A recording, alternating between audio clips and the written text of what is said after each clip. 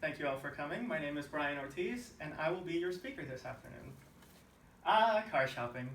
Since the creation of the automobile over 130 years ago, car shopping has certainly evolved from the days of the Sears catalog.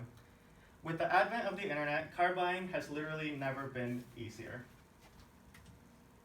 For many, the car buying experience is, well, less than enjoyable, to say the least, with a 76% approval rating in terms of overall satisfaction and a 56% approval rating in terms of how long the process takes. This is according to a survey done by automobile site AutoTrader. Having helped friends and family with the purchase of their cars, as well as having purchased one myself, if there is one thing I have learned is that an informed buyer cannot be fooled. Before going to the dealership, there are many things you can do to prepare yourself. But first, let's talk statistics.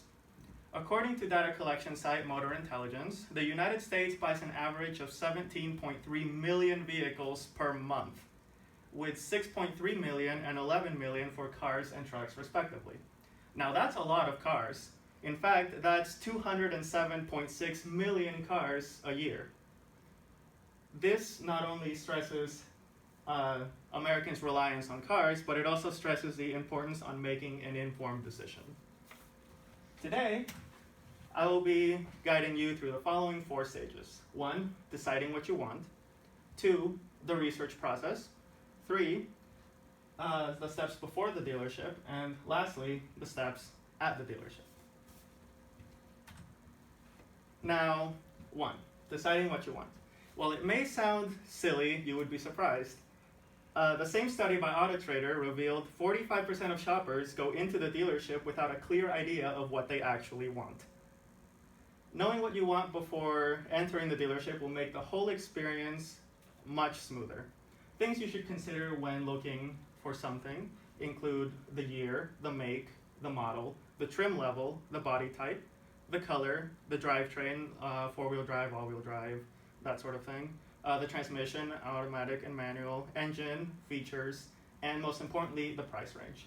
Now, what I have on the PowerPoint are 6 cars that represent the major body types in the market currently. We've got the sedans, the off-roaders, the minivans, the compact pickup trucks, the SUVs, and the full-size pickup trucks. Now, it is also crucial that when you are selecting a car, that you have a set of 3 cars in case something goes wrong with your first idea, you have an alternative. Once you know what you're in the market for, it's time for the most crucial part, which is the research. Owner testimonials, professional reviews, and local and national pricing work together to help you find the best deal.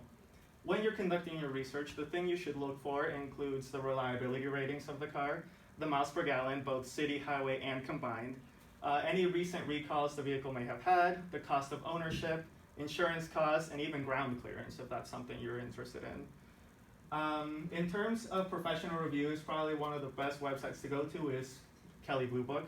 They have everything from the basic information of the car to the professional reviews to the cost of ownership, cost of insurance typically, and just even like the measurements if you want to know how long a car is specifically. In terms of local and national pricing, I would suggest Car Gurus. You basically just put in the information of the car you're looking for, you tell it how wide of an area to search, and it'll show you every car that's listed in its database within that specific mile range. It works for both used and new cars, which is really helpful.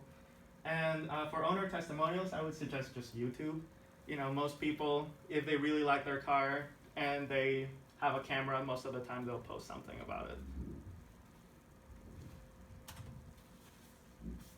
With all that research fresh in your mind, you would think that you'd be ready, but not quite. Once you have the research part done, it's time to talk the finances. And we begin with the most important part, the credit check.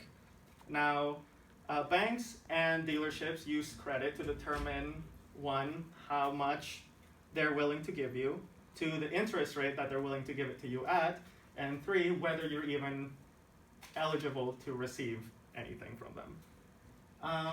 A good place to check your credit is through Credit Karma. They do soft inquiries, which means that checking it won't actually hurt your credit, unlike you would through other methods. Once you have your credit figured out, what you would move on to is the methods that you're going to pay for it in. Most of the time, after you check your credit, you go into the single payer system, which is you take on the entire financial burden of the vehicle.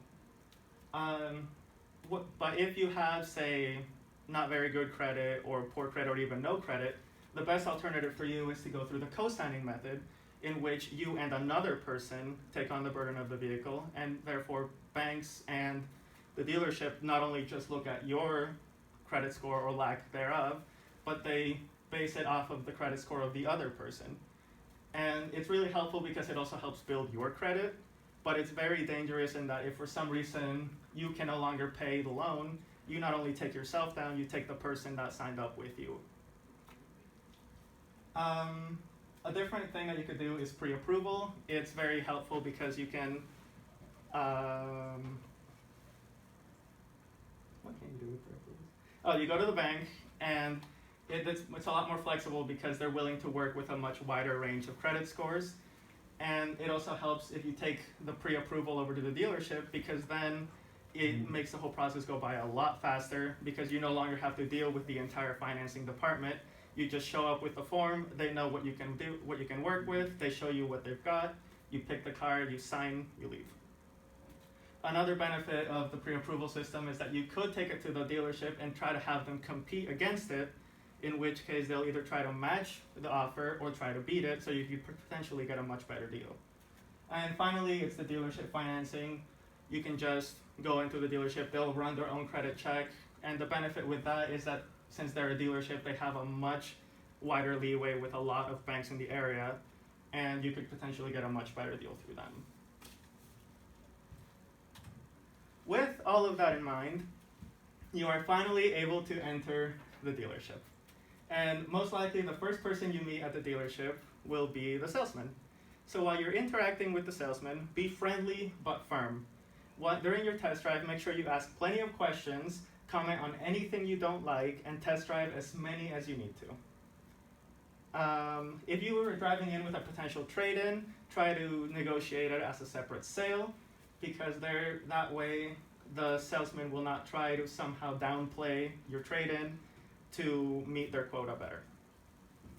Eventually, you're going to be sat down in the financing table, and the thing that I cannot stress enough is that once you're on the negotiating table, stay calm, because eventually you will be transferred from the salesman to the manager, to his manager, to the manager's manager, and so on and so forth.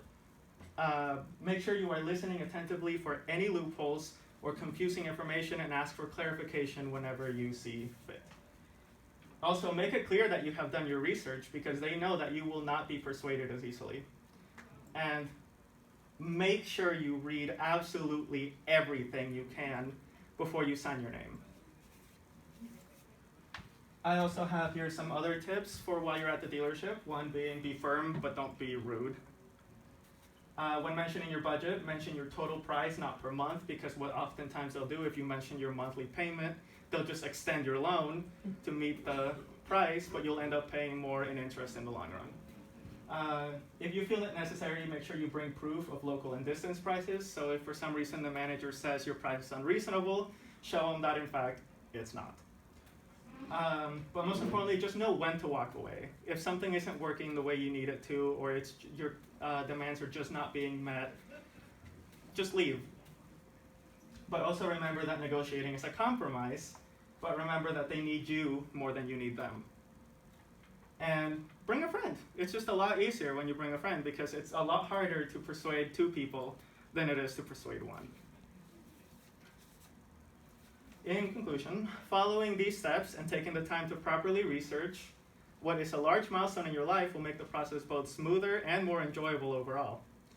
With this information, you will be able to feel with full confidence that you have made a wise decision. Remember, you are in full control until you sign your name.